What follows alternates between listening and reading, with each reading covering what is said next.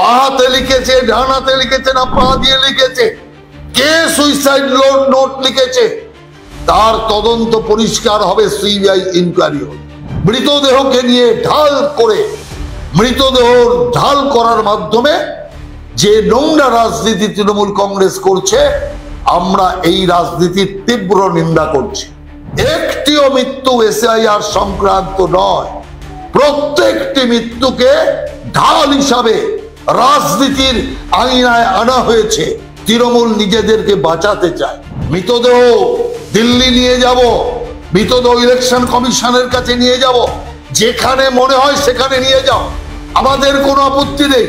এইরকম একটি কর্ম বিমুখ রাজ্যে থেকেও বিএলওরা এই অল্প দিনে যে বাহাদুরি করে দেখিয়েছে, যে সফলতা এনে দেখিয়েছে, তা প্রশংসার যোগ্য।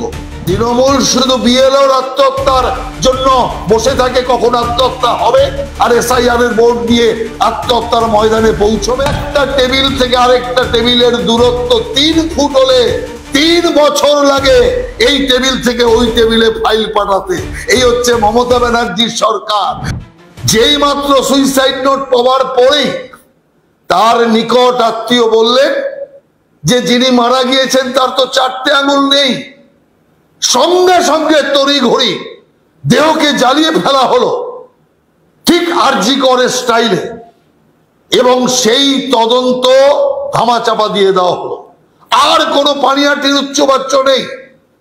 অতএব সেই ক্ষেত্রে পরে দেহ জ্বালানোর পর বলা হয়েছিল বাহাতে সুইসাইড নোট লিখেছে।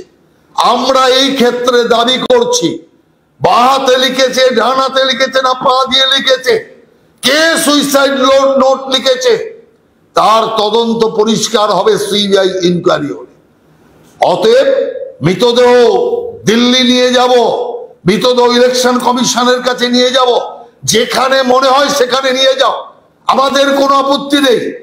আগে সিবিআই ইনকোয়ারি করাও, আগে সুইসাইড নোটের ইনকোয়ারি করাও, তারপর যেখানে খুশি আপনি মৃতদেহ নিয়ে যেতে চাইলে পর বাড়ির লোকের অনুমতিতে যেতে পারে। অতএব এই যে একটা তামাশা শুরু হয়েছে শুধুমাত্র এসআইআর কে আটকানোর জন্য, নিজেদের পিঠ বাঁচাতে, নিজেদের মান বাঁচাতে, মৃতদেহকে নিয়ে ঢাল করার মাধ্যমে যে নোংরা রাজনীতি তৃণমূল কংগ্রেস করছে, আমরা এই রাজনীতির তীব্র নিন্দা করছি। এর সঙ্গে সঙ্গে আমরা এটাও বলতে চাই, এই যে যদি আপনার তৃণমূল যে কথা বলছে এসআইআর এর চাপের জন্য আত্মহত্যা করেছে, 97% ফর্ম বিলি হয়ে গেছে, 50%-এর ওপরে এসআইআর এর কাজ হয়ে গেল। এতদিন কোনো আত্মহত্যা করলো না, সারা দেশ জুড়ে এসআইআর এর কাজ শুরু হয়েছে, সেখানে কোনো আত্মহত্যা নেই। যত আত্মহত্যা পশ্চিম বাংলায়। আর আমি তো মনে করি তৃণমূলের উচিত বিএলওদের ধন্যবাদ জানানো। আমরা বিএলওদের করো জোরে নমস্কার জানাচ্ছি, তাদের কাজের প্রশংসা করছি যে পশ্চিম বাংলার মতো এইরকম একটি কর্ম বিমুখ রাজ্যে থেকেও বিএলওরা এই অল্প দিনে যে বাহাদুরি করে দেখিয়েছে, যে সফলতা এনে দেখিয়েছে, তা প্রশংসার যোগ্য। এরা আজকে এক দল বেঁধে গিয়ে ইলেকশন কমিশনে বলছে 2 বছরের কাজ 2 মাসে করতে দেওয়া হয়েছে। আমি তাদেরকে জানাতে চাই, বিএলওদের বাহবা দিন। 2 বছরের কাজ প্রায় 1 মাসে বিএলওরা করে দিয়েছে।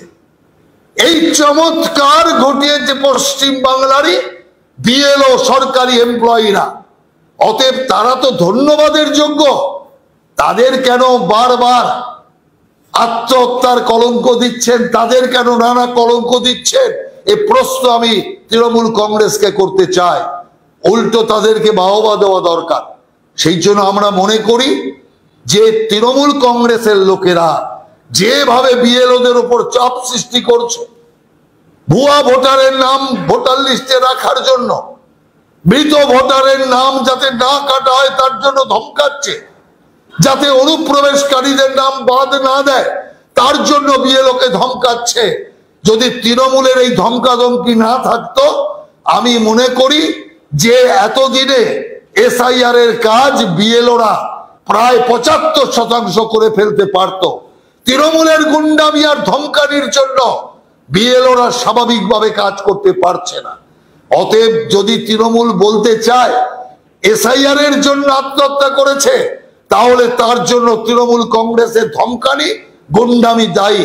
কিন্তু আমি আবারও আপনাদের বলছি, একটিও মৃত্যু এসআইআর সংক্রান্ত নয়। প্রত্যেকটি মৃত্যুকে ঢাল হিসাবে রাজনীতির আঙিনায় আনা হয়েছে। তৃণমূল নিজেদেরকে বাঁচাতে চায়, কিন্তু এই মৃতদেহ নিয়ে রাজনীতি করে তৃণমূল বাঁচতে পারবে না, কিন্তু গণতন্ত্র বাঁচবে। তৃণমূল বাঁচবে না, গণতন্ত্র বাঁচবে, এটা পরিষ্কার, আপনি জেনে রাখুন। সেই কারণে ওরা মৃতদেহ নিয়ে রাজনীতি করছে, করতে দিন। আমরা গণতন্ত্রকে বাঁচানোর জন্য, মানুষকে বাঁচানোর জন্য, পশ্চিম বাংলাকে বাংলাদেশ হওয়ার হাত থেকে রক্ষা করার জন্য আমরা আমাদের কাজ করে যাব। আর সাথে সাথে এই রিঙ্কু দেবী এবং অন্যান্য যারা লোকেরা অসুস্থতায় কিংবা তারা বিভিন্ন শারীরিক, মানসিক এবং পারিবারিক কারণে আত্মহত্যা করেছেন, তাদের প্রতি শত শত নমস্কার এবং কৃতজ্ঞতা প্রকাশ করে, দুঃখ প্রকাশ করে, ওই পরিবারদের প্রতি সমবেদনা প্রকাশ করে আমরা সকলেই ব্যথিত এবং দুঃখিত, যাতে আর এই জাতীয় মানুষ যাতে কোনো তার পারিবারিক কারণে এই জাতীয় ঘটনার দিকে না এগোয়, এটাই সারা রাজ্যের সমস্ত মানুষের কাছে আমাদের প্রার্থনা। তার কারণ আত্মহত্যা মহাপাপ, এটাই শাস্ত্রে বলছে। সে যে কোনো ধর্মের শাস্ত্রই হোক, কোনো শাস্ত্রই আত্মহত্যাকে স্বীকৃতি দেয় না। আত্মহত্যা মহাপাপ। সেই জন্য বাংলার প্রত্যেকটি মানুষকে আমরা এই আবেদন জানাবো, যতই মানসিক দুঃখ, কষ্ট, বেদনা হোক, আত্মহত্যার মতো পথ বেছে নেবেন না।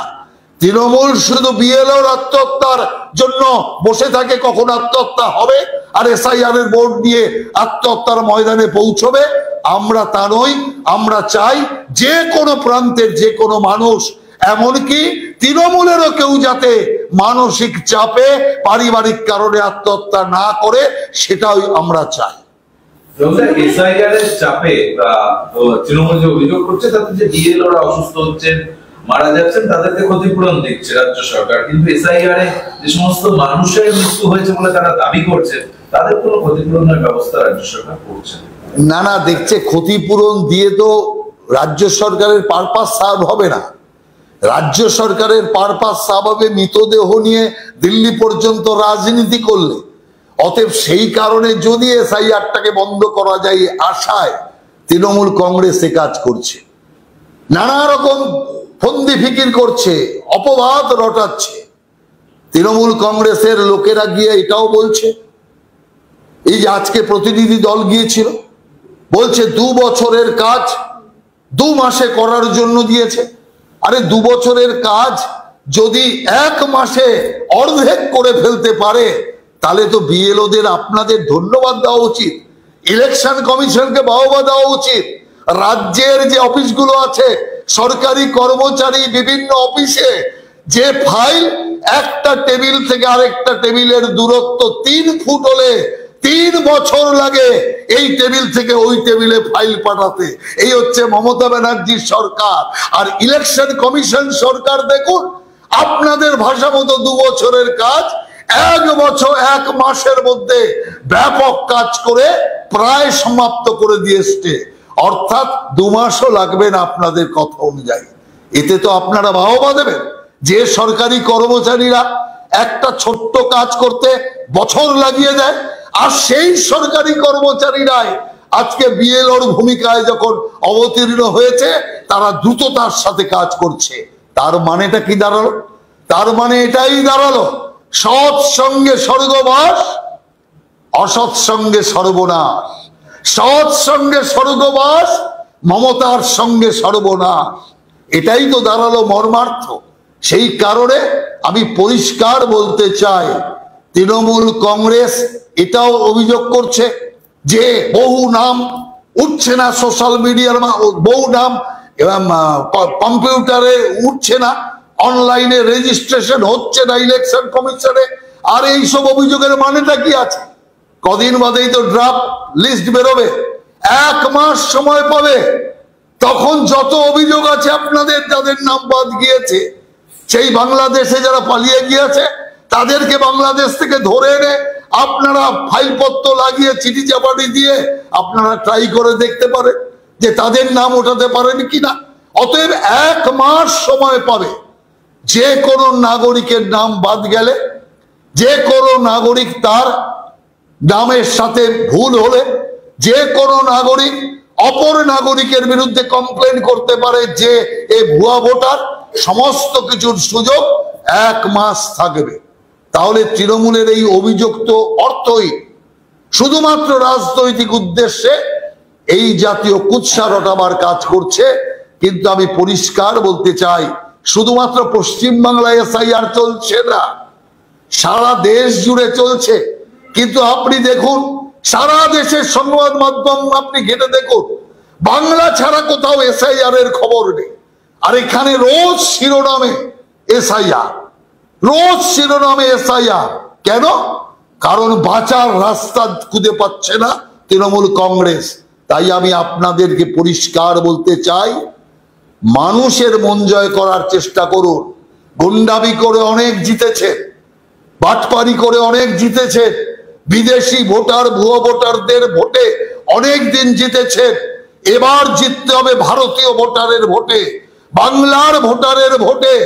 এবার আপনাদের জিততে হবে গণতন্ত্রের ভোটে। সেই কারণে গণতন্ত্র প্রতিষ্ঠা হবে, অগণতান্ত্রিক পার্টি বাংলা থেকে নিপাত যাবে। এটাই হচ্ছে আগামী দিনের মানুষের মনের ইচ্ছা। আর সেটা তৃণমূল বুঝে গিয়েছে বলেই এত ছটফট করতে শুরু করেছে। আরো ভালো ভালো খবর দেখতে সাবস্ক্রাইব করুন বাংলা হান্টের ইউটিউব চ্যানেল। বাংলা হান্টের আরো খবর দেখতে নজর রাখুন। বাংলা খবর মানেই বাংলা হান্ট।